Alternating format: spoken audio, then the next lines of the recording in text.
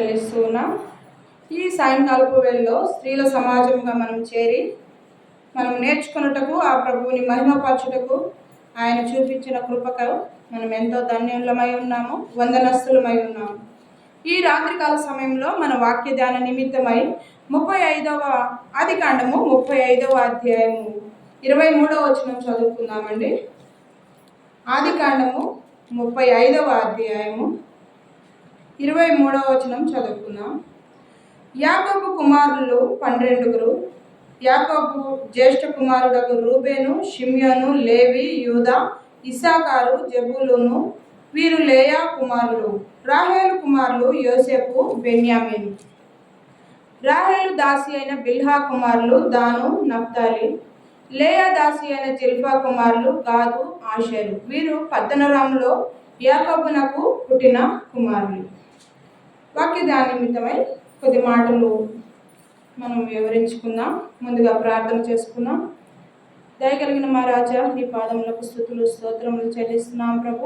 ఈ రాత్రికాల సమయంలో నైనా విడువని మీ ప్రేమను నా ప్రభు మేము వివరించుకున్నటకు, మేము నేర్చుకున్నటకు, మిమ్మల్ని మహిమపరచుకుటకు నా ప్రభు మీరు చూపించిన మహాకృపకై వందనములు చెల్లిస్తున్నాం ప్రభు. తండ్రి మీరే సహాయం చేసి మహిమ పొందుకోమని యేసయ్య పరిశుద్ధమైన నామమున ప్రార్థన చేసి వేడుకొంచున్నాం తండ్రి, ఆమేన్. ఈ రాత్రికాల సమయంలో మనం చదువుకున్న లేఖనాలు కొద్ది నిమిషంలో ధ్యానం చేసుకుందాం. యాకోబు యొక్క కుమారులను మనం చూసుకున్నాం. యాకోబుకి ఎంతమంది కుమారులు అండి? 12 మంది కుమారులు. ఎంతమంది? 12 మంది కుమారులు. వారిలో రూబేను, షిమ్యోను, లేవి, యూదా, ఇస్సాకారు, జెబూలూను 6 మంది లేయకు పుట్టిన కుమారులు. లేయకు పుట్టిన వాళ్ళు ఎంతమంది? మీరు చెప్తుంటే నేను చెప్తాను. 6 మంది. తర్వాత యాకోబునకు రాహేలు కనిన కుమారులు 2 ఉన్నారండి. బెన్యామీను, యోసేపు. చెప్పండి ఎంతమంది? 2 కుమారులు. మళ్ళా ఇంకొక 2 గురించి, ఇంకొక 4 గురించి మనం చూసుకుందాం. 35వ అధ్యాయం 25వ వచనంలో ఉంది దాను, నఫ్తాలి. వీరు లేయా యొక్క దాసికి పుట్టిన కుమారులు. గాదు, ఆషేరు అనేవాళ్ళు 2 ఉన్నారు. వీరు రాహేలు దాసికి పుట్టిన కుమారులు. మొత్తం 12 మంది కుమారులు. ఎవరికి పుట్టారు వీళ్ళందరూ? యాకోబు కుమారులు. ఎంతమంది అక్క? 12 మంది కుమారులు. వీరిలో యోసేపుని గురించి కొన్ని మాటలు మనం ధ్యానం చేసుకుందాం. యోసేపుని గురించి మనం ఆలోచన చేసినప్పుడు 37వ అధ్యాయము 2వ వచనం చదవండి. ఆదికాండము 37వ అధ్యాయము 2వ వచనం చదువుకుందాం. యాకోబు వంశావళి ఇది. యోసేపు 12 ఏళ్ల వాడై తన సహోదరులతో కూడా మందను మేపుచుండెను. అతడు చిన్నవాడై తన తండ్రి భార్యలైన బిల్హా కుమారుల యొద్దకు, జిల్పా కుమారుల యొద్దను ఉండెను.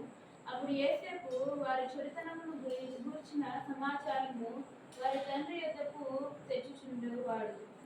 మనం చదువుకున్న ఈ లేఖన భాగంలో యోసేపు గురించి ఉంది. యాకోబు కుమారుడైన యోసేపు గురించి. యోసేపు తల్లిని కోల్పోయిన వాడు, తల్లి ప్రేమకు నోచుకొని వాడు. అయితే ఈ యోసేపు గురించి మనం ఆలోచన చేసినప్పుడు చిన్నవాడు, తన 12 ఏళ్ళ వయసు అప్పుడు తన అన్నల దగ్గర ఉన్నవాడు, తన అన్నలతో కలిసి నివసిస్తూ ఉన్నవాడు.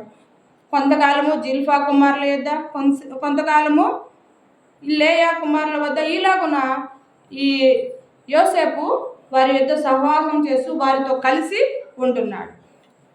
అయితే ఇక్కడ యోసేపుని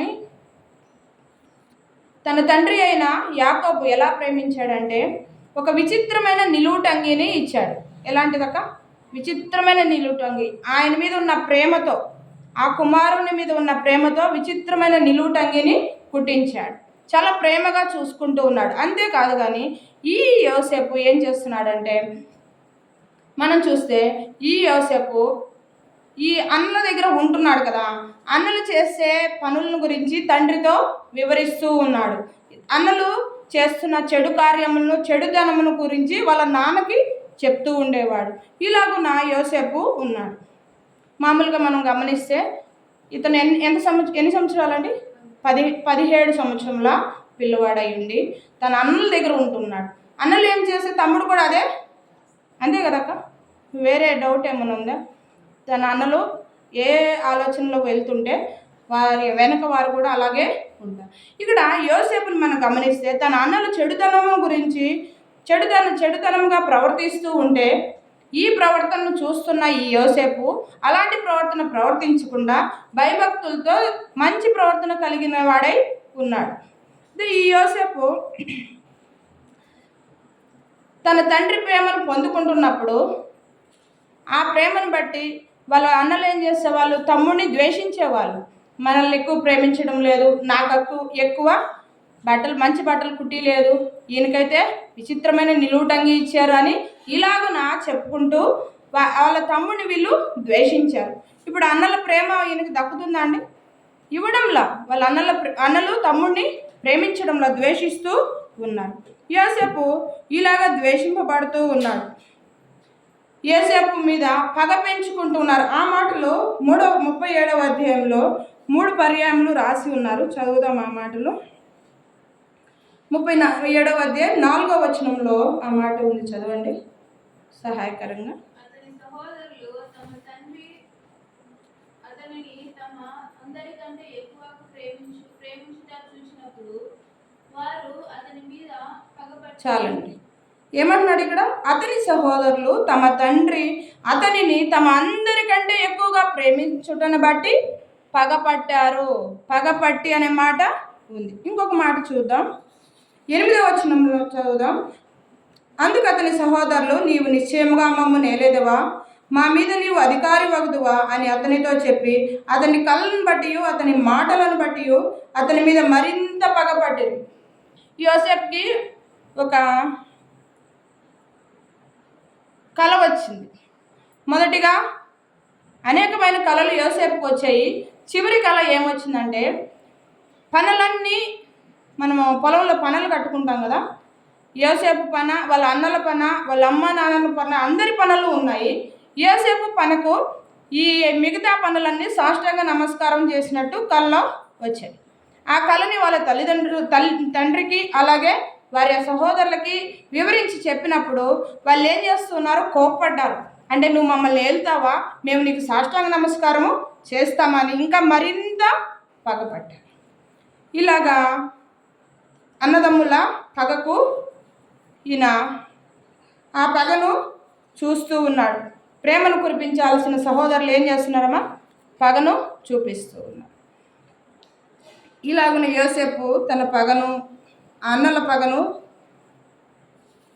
పగకు గురి అయిన యోసేపును యాకోబు ప్రేమిస్తూ ఉండగా వారు ఇంకా పగ పెంచుకొని ఏం చేస్తున్నారో చూద్దాం ఒక మాట.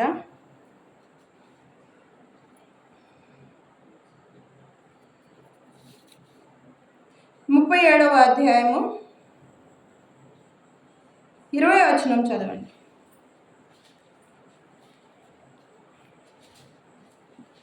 వీని చంపి ఇక్కడ ఉన్న ఒక గుంటెలో పారవేసి దుష్టమృగం వీని తినివేసునని చెప్పుదము. అప్పుడు వీని కలలేమగనో చూతము రండని ఒకరితో ఒకడు మాటలాడుకొనిరి. ఇక్కడ మనం చదువుకున్న మాటల్లో యోసేపు ఏం చేస్తూ ఉన్నాడండి, వాళ్ళ నాన్న చెప్పినట్లుగా అన్నలు అక్కడ ఉన్నారు, మందలు మేపుకుంటున్నారు, వారిని చూసి రాపో అని చెప్పినప్పుడు సరే నాన్న అని చెప్పి అలాగైనా వెళ్ళిపోతూ ఉన్నాడు. వెళ్ళి చూడడానికి వెళ్ళినప్పుడు సహోదరుల క్షేమము తెలుసుకోవడానికి ఈయన వెళ్ళాడు. ఎవరు? యోసేపు. గుర్తుపెట్టుకోండమ్మా, యోసేపు వెళ్ళాడు. మరి ఈ యోసేపు వెళ్తున్నప్పుడు దూరముగా ఉన్నప్పుడే వీళ్ళ అన్నలు ఇతన్ని చూసి ఏం చేస్తున్నారు, అరే మన మీద మన విషయంలో మనం ఎంతైతే కోపపడుతున్నామో అతను వస్తూ ఉన్నాడు, ఎవరైతే కలలు కంటున్నానని చెప్తున్నాడో అతనికి సాష్టాంగ నమస్కారం చేయాలని అన్నాడు కదా, మనందరము వాడిని చంపి గుండెలో పడవేసినాక ఇతని కళ్ళు ఏమవుతాయో చూద్దామని ఒకరితో ఒకరు మాట్లాడుకుంటూ ఉన్నప్పుడు వారిలో వాళ్ళ సహోదరుడైన రూబేను అడ్డుపడి చంపకుండా ఆపుతాడు. మరి తర్వాత ఏం చేస్తారు, వీళ్ళు గుంటలో వేసేస్తారు, నీళ్లు లేని గుంటలో వేసేస్తారు. వేసిన తర్వాత ఆ గుంటలో నుంచి ఎందుకు ఈ గుంటలో వేయడం వేస్ట్ కదా, ఇతన్ని అమ్మేద్దాము, అమ్మేసి చనిపోయిందని నాన్నకు చెప్దాము, చనిపోయాడు, దుష్టమృగం వచ్చి చంపి తినేసిందని నాన్నకి చెప్దాము అని వీళ్ళు మాట్లాడుకున్నారు. ఈ అన్నలందరూ మాట్లాడుకొని ఆ గుంటలోంచి ఆ యోసేపును తీసి ఇష్మాయేళ్లకు అమ్మివేశారు. అమ్మివేసిన తర్వాత ఆయన అక్కడ ఐగుప్తు దేశంలో అధికారి అయినాడు. ఇప్పుడు వీళ్ళ అన్నలందరూ ఎక్కడికి వెళ్తున్నారు? ఇంటికి వెళ్తున్నారు. తిరిగి ఇంటికి వెళ్ళి ఇదిగో నాన్న, ఈ డ్రెస్ చూడు, మీ కొడుకుదేమో, మీరు కుట్టించారు కదా, ఈ డ్రెస్ మీ కొడుకుదేనా అని అన్నప్పుడు, అవును ఇది నా కొడుకుదే అంటే, ఏదో దుష్టమృగం చంపేసినట్లుంది చూడు, ఇదంతా రక్తం ఉంది దీంట్లో అని చెప్పారు. ఆ విషయమై యోసేపు యాకోబు అంటున్న మాటలు, ఎంతగానో ప్రేమించిన కుమారుడు కదా, ఎంతగా ప్రేమించాడో, అందరికన్నా తన కుమారులు అందరికన్నా ఎక్కువగా ప్రేమించిన ఆ కుమారుడు చనిపోయాడని తెలుసుకున్న యాకోబు ఎంతగా బాధపడుతున్నాడో ఆ మాట చూద్దాం. 37వ అధ్యాయము 33వ వచనం నుంచి చదువుకుందామండి. 37వ అధ్యాయము 33వ వచనం.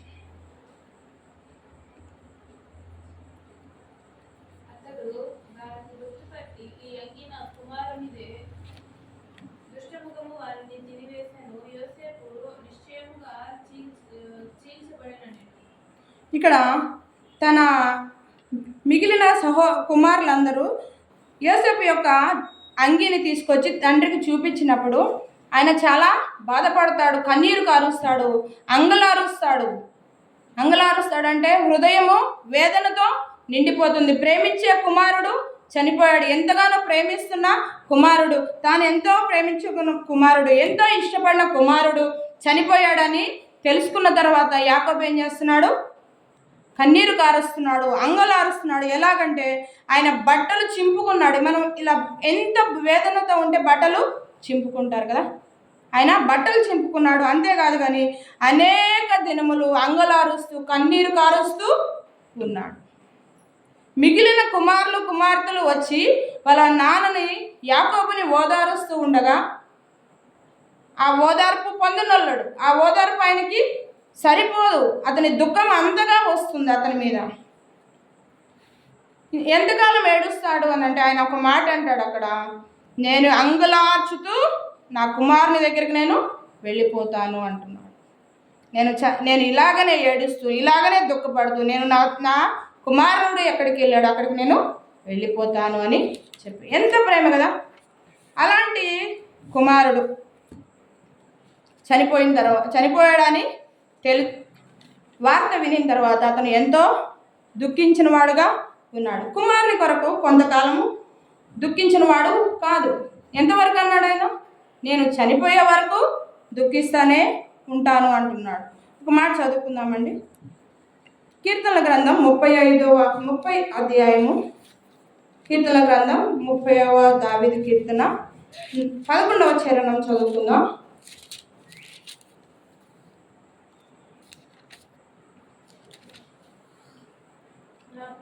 నా ప్రాణము మౌనంగా నుండక నిన్ను కీర్తించినట్లు నా అంగలార్పును నీవు నాట్యముగా మార్చివేసి ఉన్నావు. ఏమంటున్నామా? నా అంగలార్పును నీవు నాట్యముగా మార్చివేసి. ఈయన ఎంత అంగలార్చాడు కదా కుమారుడి కోసం, ఎంతగానో వేదన పడ్డాడు, ఎంతగానో కన్నీరు కార్చాడు కుమారుడి కోసం. అయితే ఇక్కడ ఏం జరిగిందంటే, తర్వాత ఈ యోసేపు ఐగుప్తు దేశానికి వెళ్ళిపోవడం, అక్కడ అధికారి అవ్వడం, అక్కడ కరువు రావడం, దేశమంతటా కరువు రావడం, ఆహారం కోసం ప్రజలందరూ యోసేపు యొద్దకు రావడం, అలాగే వీళ్ళ అన్నలందరూ కూడా కొన్ని సంవత్సరాల తర్వాత జరిగిన ఆ కరువు కాలంలో తన అందరూ కలిసి యోసేపు యొద్దకు వచ్చారు. ఎందుకు? ఆహారం కోసం. చుట్టూ ఎక్కడ ఆహారం దొరకకపోగా వారు అక్కడికి వచ్చారు. అయితే ఇక్కడ మనం గమనించవలసింది ఏంటంటే, ఈ అన్నలు తన తమ్ముడైన యోసేపును కనిపెట్టలేకపోయారు. ఈ యోసేపు అయితే వాళ్ళ అన్నల్ని కనిపెట్టారు. యోసేపు బ్రతికి ఉన్నాడని తెలుసుకున్న అన్నలు తిరిగి వాళ్ళ నాన్నకి లేదా యాకోబుకి చెప్పడానికి వచ్చినప్పుడు ఆయన అన్న మాటలు ఏంటంటే, ఆదికాండము 45వ అధ్యాయము 25వ వచనం చదువుకుందామండి. 45వ అధ్యాయము 25వ వచనం చదవండి అమ్మా. 28 చదవండి. ఇంతే చాలు, నా కుమారుడైన యోసేపు ఇంకా బ్రతికి ఉన్నాడు. నేను చావక మునుపు వెళ్ళి అతనిని చూసేదని చెప్పాడు. ఇక్కడ మనం చదువుకున్న మాటల్లో యాకోబు కన్నీరు కారుస్తూ ఉన్నాడు, వేదన పడుతూ ఉన్నాడు, అంగలారుస్తూ ఉన్నాడు. ఈ యాకోబు తన కుమారుడు బ్రతికి ఉన్నాడని తెలుసుకొని, తన కుమారుడు చనిపోలేదని తెలుసుకొని ఈయన ఏమంటూ ఉన్నాడు? ఇంతే చాలును. ఏమన్నాడక? ఇంతే చాలును, నా కుమారుడైన యోసేపు ఇంకా బ్రతికి ఉన్నాడు, నేను అతన్ని చూస్తాను, నేను చావక మునుపు అతన్ని కలుసుకుంటాను, నేను అతన్ని చూస్తాను అన్నాడు. ఇంతే చాలు, నాకు ఇంకేం వద్దు. ఏం చాలు అంటున్నాడు? తన కుమారుడిని చూడటము చాలంటున్నాడు. ఇంతే చాలును, నా కుమారుడు బ్రతికి ఉన్నాడు, నేను చావక ముందు నేను అతన్ని చూస్తానని సంతోషపడిపోతూ ఉన్నాడు. ఇది ప్రియమైన యోసేపు లేదా ప్రియ కుమారుడైన యోసేపు కొరకు దుఃఖించిన తండ్రి వేదన. బ్రతికి ఉన్నాడని తెలుసుకున్న తర్వాత ఆయన పలికిన మాటలు ఏమన్నాడు? ఇంతే చాలును అనే మాట అన్నాడు. మరి ఒక మాట మనం చూసుకుందాం. సమూయేలు గ్రంథము, 2వ సమూయేలు గ్రంథం 24వ అధ్యాయము 1వ వచనం చదువుకున్నామండి.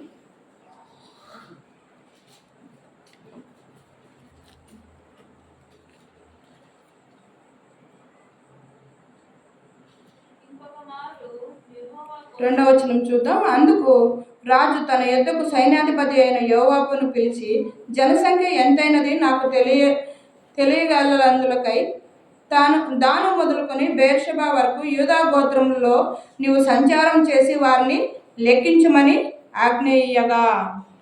ఇక్కడ మరి ఒక సందర్భాన్ని మనం చూస్తూ ఉన్నాం. యోసేపు గురించి మనం మాట్లాడుకున్నాం కదా. ఇప్పుడు దావీదు గురించి ఒక 2 నిమిషాలు మనం ధ్యానం చేసుకుందాం.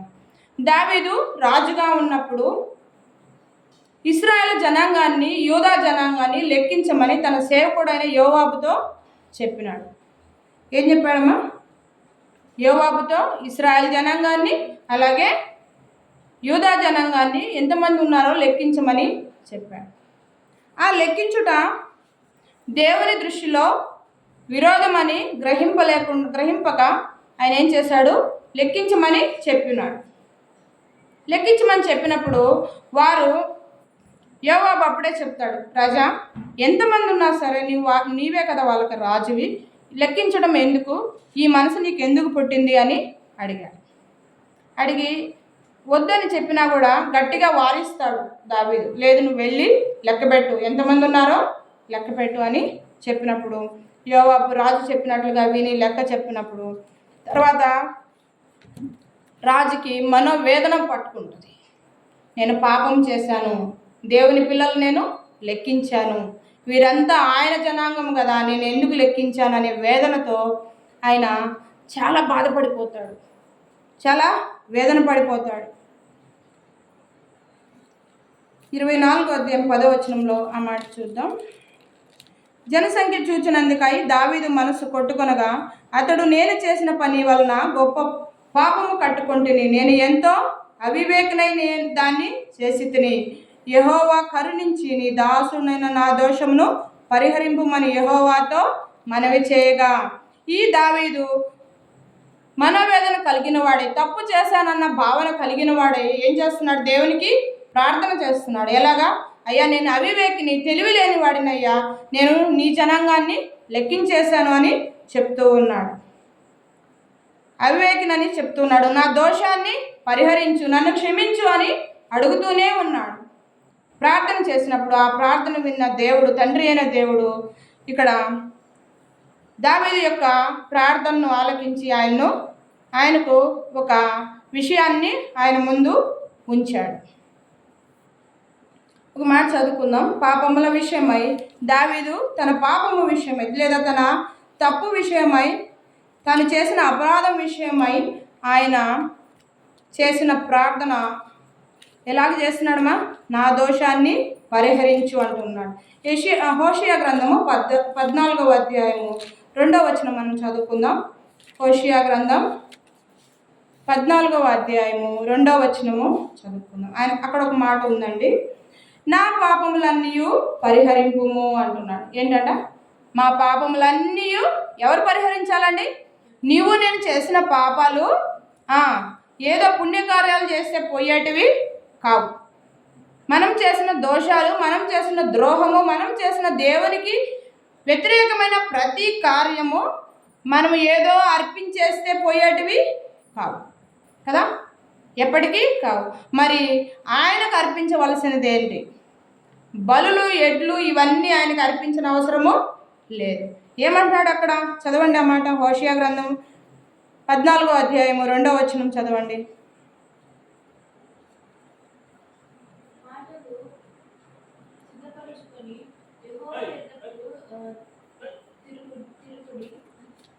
మీరు ఆయనతో చెప్పవలసినదేమనగా, మా పాపములన్నిటినీ పరిహరింపుము. ఎద్లకు బదులుగా నీకు మా పెదవులను అర్పించుచున్నాము. నీవంగీకరింపదగినవి అవే మాకు ఉన్నాయి. ఇక్కడ హోషేయ గ్రంథంలో వ్రాయబడిన మాటలు ఏంటంటే, పాపములన్నీ పరిహరింపాలంటే, మన పాపములన్నీ పోవాలంటే ఎడ్లు, గొర్రెల రక్తము కాదు చిందించవలసింది. అవి కాదు ఆయన కోరేది. ఆ వేడి రక్తము పాపములను తీసివేయదు. కేవలం యేసు రక్తము ప్రతి పాపముల నుండి మనలను పవిత్రులుగా చేయదు. వాళ్ళు అదే అంటున్నారు అక్కడ. భక్తులు ఏమంటున్నారంటే, అయ్యా ఎడ్లకు బదులుగా మాకేమున్నాయి? మా పెదవులు ఉన్నాయి అంటున్నారు. ఏమున్నాయంట? మా పెదవులు ఉన్నాయి. అవే కదా నీవు కోరుకునేవి. ఆ పెదవుల నుంచి వచ్చిన స్తుతియాగం, ఆ పెదవుల నుంచి పశ్చాత్తాపం, ఆ పెదవుల నుంచి నీకు వచ్చిన ఘనతనే కదా నీవు కోరుకునేది అని వాళ్ళు అంటున్నారు. అవే ఆయనకి అంగీకారములైనవి. దావీదు ఏం చేశాడు? నా పాపమును పరిహరించు దేవా అని ప్రాధేయపడ్డాడు. అనవసరంగా నేను లెక్కించేశానయ్యా, నా దోషాన్ని క్షమించు అని ప్రాధేయపడ్డాడు. కనుక మనం గమనించవలసిన విషయం ఏంటంటే, మన పాపములన్నీ పరిహరించేవాడు ప్రభు అయిన యేసుక్రీస్తు మాత్రమే. అవి చిన్న పాపమైనా పెద్ద పాపమైనా జన్మ కర్మ పాపములైనా సరే అవన్నీ పరిహరించేవాడు యేసుక్రీస్తు ప్రభువే. యేసు చెప్పెను, నేనే మార్గమును, నేనే సత్యమును, నేనే జీవమునై ఉన్నాను. నా ద్వారా తప్ప ఎవడును తండ్రి యొద్దకు రాలేడు. ఎవరి ద్వారా వెళ్తామండి? మనం ఏదో పుణ్యకార్యాలు చేసి వెళ్ళిపోం. మనకున్న వాటిలో ఏవేవో విలువైనటివి ఇచ్చేస్తే మనము పరలోకానికి చేరలేము. మన హృదయంలో ఉన్న పాపమును తీసివేయగలిగిన వాడు యేసుక్రీస్తు ప్రభు ఒక్కరే. ఆయన యుద్ధకు వచ్చి ఆయనే మనకు మార్గమై ఉన్నాడు. ఎక్కడికి మార్గం అండి? పరలోకానికి మార్గం. ఆయనే సత్యం అంటున్నాడు. ఆయన సవాలు ఇచ్చేస్తున్నాడు. నేనే సత్యము అంటున్నాడు. నేనే జీవము, నిత్య జీవమునిచ్చే దేవుడను నేనే అని చెప్తున్నాడు. మరి మనకు ఈ లోకంలోనే కాదు కానీ నిత్యము ఆయనతో ఉండే, ఆయనతో కలిసి జీవించే భాగ్యము కావాలంటే ఆయన యొద్దకు మనము రావాల్సిందే ప్రియులారా. దావీదు అంటూ ఉన్నాడు, నన్ను క్షమించయ్యా అని ప్రార్థన చేశాడు కదా. చేస్తే దావీదు దగ్గరకు ఒక గాదు అనే వ్యక్తిని పంపిస్తాడు. పంపించినప్పుడు అక్కడ ఒక విషయాన్ని, 3 విషయాలని దావీదు ముందర ఉంచుతాడు. నువ్వు లెక్కించావు కదా, దానికి తగిన విషయాలు నీకు పెడతాను, నీకు ఏది కావాలో కోరుకో అని చెప్తాడు. మొదటిగా 7 సంవత్సరముల కరువు చెప్తాడు. ఏందక్క చెప్పాలి మీరు? 7 సంవత్సరాల కరువు. రెండవది 3 నెలల పాటు శత్రువులు ఎదుట నుండి పారిపోతూ ఉండాలి. 3 నెలల పాటు శత్రువులు ఎదుట నుండి పారిపోతూనే ఉంటారు. 3 నెలల కాలం అది. మరి ఇంకొక విషయం ఏంటంటే 3 రోజులు దేశంలో తెగులు వస్తుంది. ఏంటి అక్క? తెగులు. మొదటిగా 7 సంవత్సరముల కరువు, రెండవదిగా 3 నెలల శత్రువుల బారి నుంచి పారిపోవడం, శత్రువుల ఎదుట నుంచి పారిపోవడం, మూడవదిగా 3 రోజులు దేశంలో తెగులు అనగా నాశనము కలుగును అని. ఈ 3 ఏది కావాలో కోరుకో దావీదు. నువ్వైతే తప్పు చేసేస్తావు కనుక ఈ 3 ఏది కావాలా? ఆ మాటకి దావీదు అంటున్న మాటలు చూస్తామండి. 2వ సమూయేలు గ్రంథం 24వ అధ్యాయం 14వ వచనం త్వరగా చదవండి.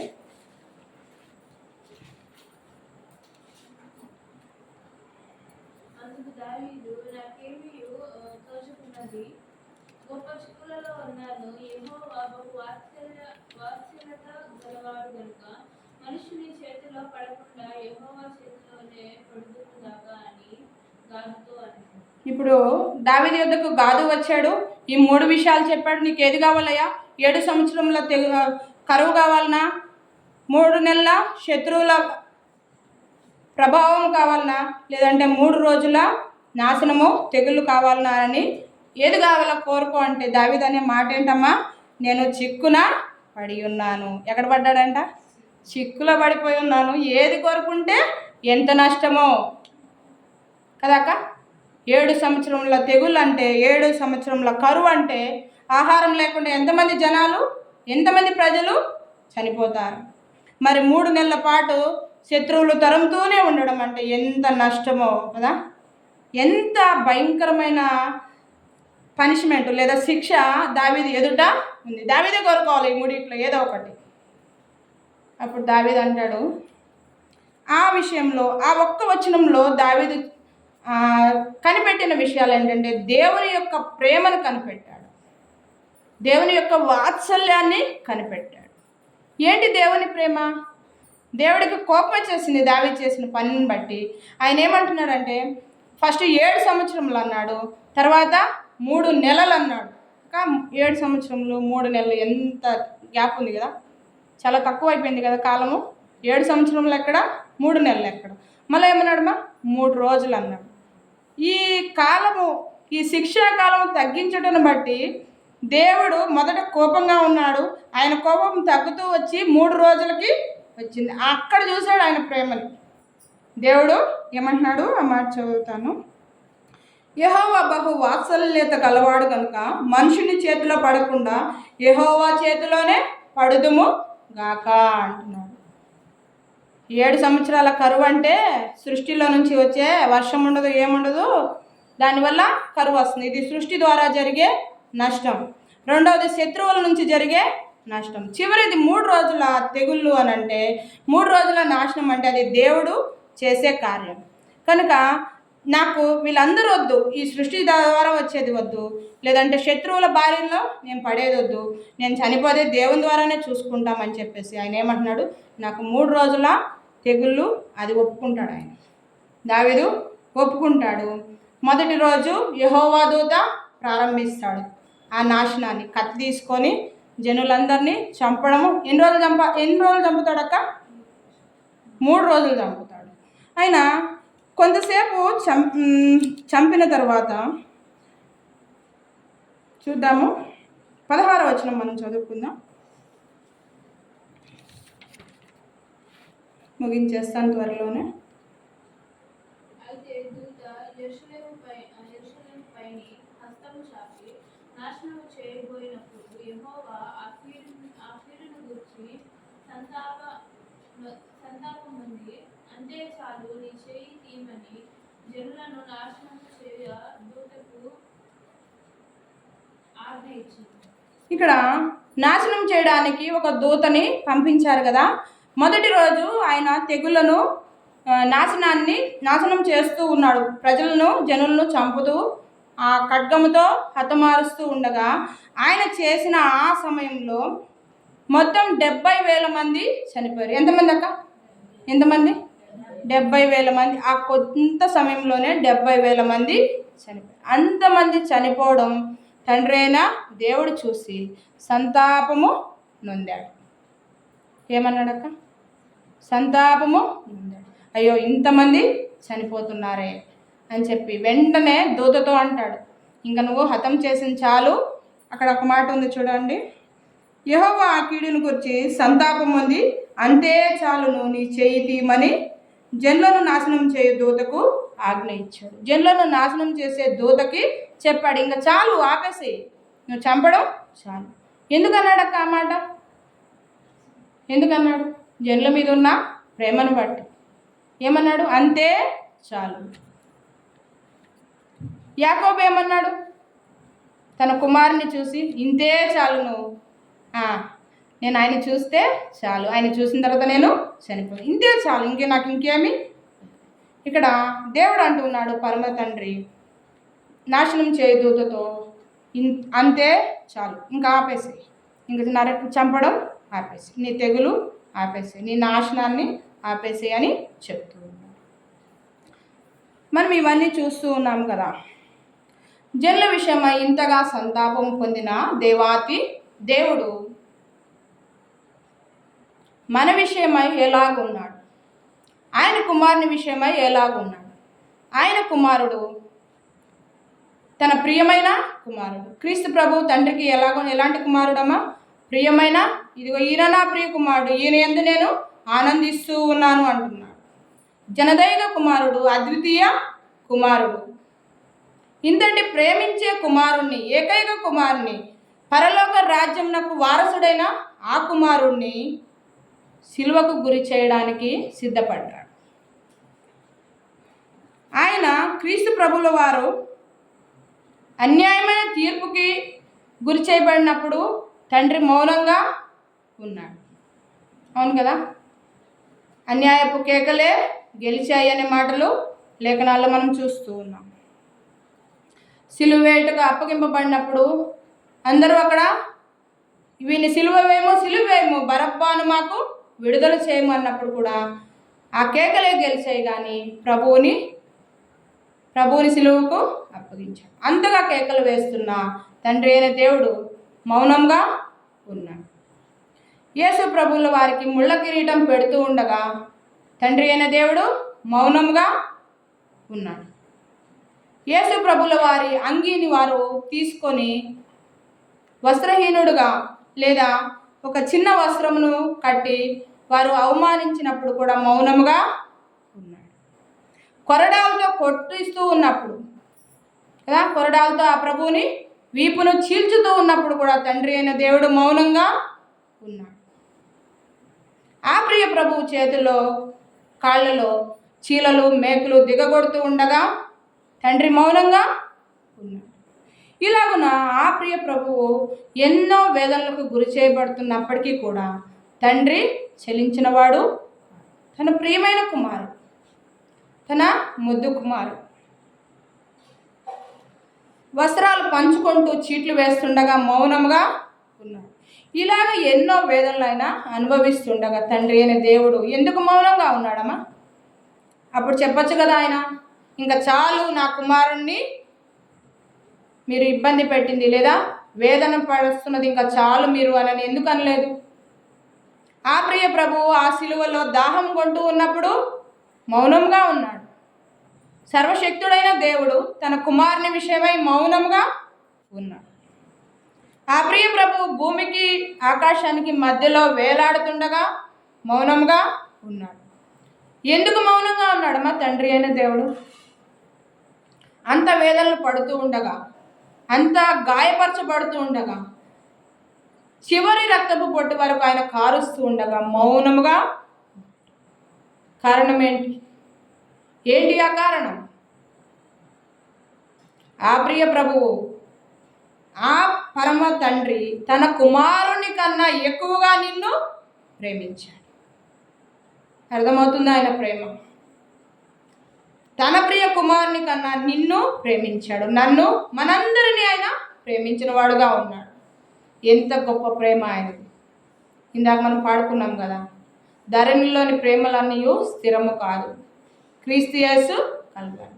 అవును, ఆ ప్రియ ప్రభువు ప్రేమను బట్టి మనం ఇంతవరకు ఆ పరలోక రాజ్యాన్ని అనుభవించే ధన్యతను మనం పొందుకున్నాం. ఎందుకు మౌనంగా ఉన్నాడమ్మా తండ్రి? కుమారుని విషయంలో జనులను హతమారుస్తున్న, నాశనం చేస్తున్న దూతను చూసి ఇంతే చాలును అన్నాడు.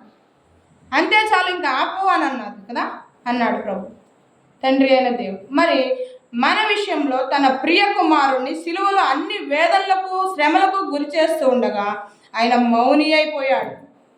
అడిగాడు, కుమారుడైన క్రీస్తు సహాయం అడిగాడు. నా దేవా నన్ను ఎందుకు చెయ్యి విడనాడితివి అని అడిగినా కూడా ఆయన విన్నాడా ప్రార్థన? వినలేదు. వింటే ఎంతసేపమ్మా?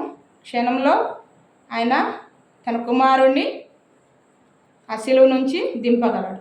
ఎందుకు మౌనంగా ఉన్నాడంటే కేవలం మన పాపముల నిమిత్తమై ఆ క్రీస్తు ప్రభు కలవరి సిలువలో వేలాడడం, క్రీస్తు కలవరి సిలువలో మరణించడం అనేది ఆ ప్రభువు యొక్క ఆ తండ్రి యొక్క చిత్తమై ఉన్నది కనుక ఆ కుమారుణ్ణి ఆ సిలువకు అప్పగించాడు.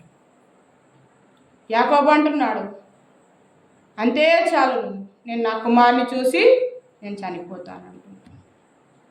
తండ్రి అయిన దేవుడు ఆ నాశనం చే దూతను చూసి ఇంతే చాలును అంటున్నాడు. కానీ ప్రియ కుమారుడు ఆ సిలువలో మరణమవుతుండగా ఆయన ఏమీ మాట్లాడక మౌనముగా ఉన్నాడు. కేవలం నిన్ను నన్ను కాపాడుకోవడం కోసం, నిన్ను నన్ను ఆ నాశనకరమైన ఆ జిగటగల దొంగ ఊబిలో నుంచి రక్షించడానికి, నిత్యము తనతో పరలోకంలో ఉంచుకోవడానికి, తన ప్రియ కుమారుని ద్వారా, ఆ ప్రియ కుమారుడు కార్చిన రక్తము ద్వారా నీకు నాకు రక్షణ ఇవ్వడానికి ప్రియ ప్రభువుని ఆ సిలువకు అప్పగించాడు. మరి అటువంటి ప్రేమను పొందకుండా ఇంకా ఎవరైనా దేవునికి దూరంగా ఉన్నట్లయితే ఇప్పుడే అనుకూల సమయం, ఇదే రక్షణ దినం కనుక మారు మనసు పొందే అవకాశము నీకు దొరికినప్పుడే ఆయనను అంగీకరించు. ఈ కొద్ది మాటలు దేవుడు దీవించును గాక. ప్రార్థన చేసుకుందాం. దయాళుడైన మా గొప్ప దేవా, సర్వ సృష్టికి ఆధారమా, నీ పాదములకు స్తుతులు స్తోత్రములు చెల్లిస్తున్నాం తండ్రి. మా రక్షక, మా ప్రభువా, మా కొరకు కార్చిన రక్తమును బట్టి వందనములు చెల్లిస్తున్నాం. యేసయ్యా, మేమెంతటి వారమయ్యా, మమ్మల్ని ప్రేమిస్తున్నాం. మీ ప్రియ కుమారుని నా ప్రభువా కల్వరి సిలువలో మీరు తండ్రి సిలువ శ్రమలకు వదిలివేసినారు ప్రభువా. ఆ సిలువలో నాయన త్యాగం చేయటకు మీరు నా ప్రభు విడిచిపెట్టినారు ప్రభువా. నా తండ్రి, నా దేవ, మీ ప్రియ కుమారుని కన్నా మమ్మల్ని ఎక్కువగా ప్రేమించినందుకు వందనములు చెల్లించుకుంటూ మా కొరకు ప్రాణం పెట్టిన యేసయ్య పరిశుద్ధమైన నామములో మా స్తుతులు మా స్తోత్రములు మా జీవాఫలములు మీకే సమర్పించి వేడుకొంచున్నాం తండ్రి. ఆమేన్. అందరికీ వందనాలు.